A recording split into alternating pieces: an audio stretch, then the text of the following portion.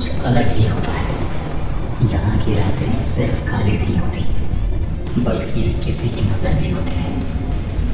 उस रात रायगढ़ से रायपुर जा रही एक प्राइवेट मिनी बस अपने रास्ते पर अकेली थी। घड़ी में रात के 12:35 हो रहे थे।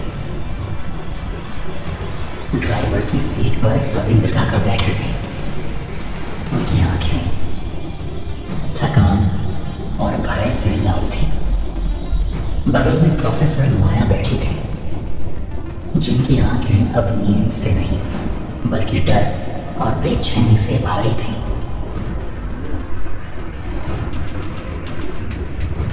काका, हम रास्ते में तो सही जा रहे हैं ना? फोन पर भी कुछ सिग्नल नहीं आ रहा। हाँ मदन, इस इलाके में नेटवर्क नहीं होता है।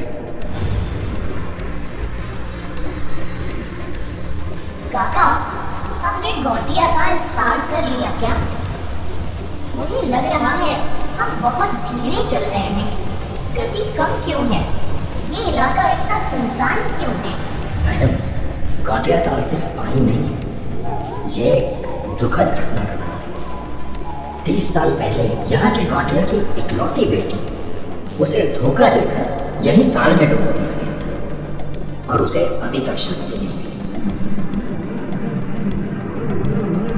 वही आत्मा परेतीन बन जाता है क्या काका? क्या वो सच में रूप बदल कर आती है? कहानियाँ क्या वे सच है? वो ही आत्मा परेतीन वाली मैडम, और वो छलावा है। वो रूप बदल कर आती है, आदमी को रास्ता नहीं दिखाती बल्कि उसे जाल में फंसती है। वो आपको एक ही जगह पर घुमाएगी, बाहर और मार देगी। रविंद्र काका की बात पूरी होते ही बस की हेडलाइट्स की पीली रोशनी में सड़क के बीचों बीच एक विशाल भूरे तेंदुए का छाया रूप खड़ा दिखा, जो सीधा बस के अंदर घूर रही थी। बच्चे उसे देखकर थर थर कांप रहे थे, मानो किसी की सुसु निकलने वाली हो। काका, तेंदुआ है!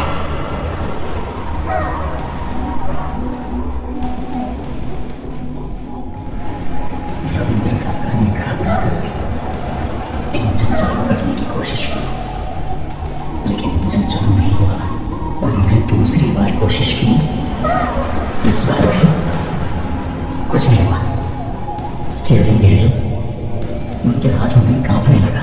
अरे, बस की इंजन चालू ही नहीं हो रहा है।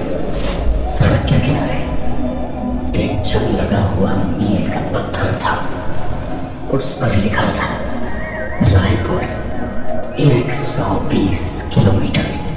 उसके नीचे किसी ने मानव हड्डियों से एक टूटा हुआ पुराना माला टांग रखा था।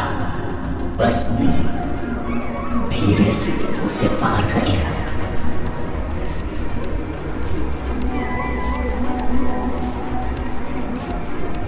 बस लगभग 15 मिनट तक लगातार दौड़ती रही। रविंद्र काका ने आंखें भींच कर गाड़ी चलाई। प्रोफेसर माया अपनी गाड़ी पर नजर गड़ाए बैठी थी।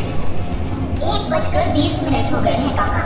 हम कम से कम 15 किलोमीटर आगे आ चुके होंगे। नहीं मैडम, घड़ी मत देखिए, यहाँ कुछ भी काम नहीं करता। रविंद्र काका ने दाहिनी खिड़की से बाहर देखा। वही जगह, वही टूटा हुआ मील का पत्थर और वहीं पर मानव हड्डियों का टूटा माला फिर से लटक रहा था। हम यहीं पर घूम रहे हैं और ये वही जगह है, यानी कि छलावा शुरू हो चुका है। प्रोफेसर माया ने तुरंत अपनी कलाई पर बंधी घड़ी देखी। 1:20 पर स्थिर मोबाइल पर समय 1 बजे का रहा था। उन्होंने अपनी वैज्ञानिक सोच पर विश्वास खो दिया। रविंद्र काका, बस को रोकिए। हम बहुत देर से चले जा रहे हैं। मैं और नहीं चल सकती और बच्चों को भी खतरा हो सकता है। रविंद्र काका ने बस रोक दी। सभी बच्चे ध्यान से सुनो, एक पत्ता भी मत छूना। अगर कोई भी चीज छू ली तो वो छलावा या पॉलीथीन की गांठ बन जाएगी और वो तुम्हें खींच ले जाएगा। मोहन, सुरेश और कुछ छात्र नीचे उतरे।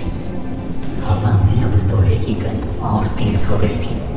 झाड़ी की ओर देखा और वहीं पर सुरेश और मोहन सुसु करने के लिए चुपचाप उस ओर चले गए। अबे मोहन, उसे देख। अबे उसे देख। गुड़िया का शरीर कच्ची गंदी मिट्टी से बना था। उसकी एक आंख सुई से सिलकर सूखे खून से भरी थी। मोहन, ये सामान्य नहीं है, ये तांत्रिक कला है। इसकी बनावट देख, हजारों में बिकेगा। सुरेश, नहीं नहीं, काका ने बोला है कि किसी भी चीज को छूना नहीं है। छोड़ दे इसे। तू तो डरपोक ही रहेगा। मैं इसे चोरी नहीं कर रहा। ये तो बस एक गुड़िया ही है। तो इसे किसने रखा होगा? किसको बता नहीं। बाबा टिल्लू ने। सभी लोग आ गए? हाँ, सभी लोग आ गए। रविंद्र काका ने बाहर देखा। उसी जगह पर टूटा मील का पत्थर और हड्डियों का माला। बस अब वही रास्ता बार बार तय कर रही थी। हर 15 मिनट पर समय शून्य हो जाता था।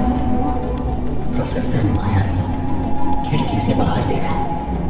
सड़क के किनारे एक बस स्टॉप था।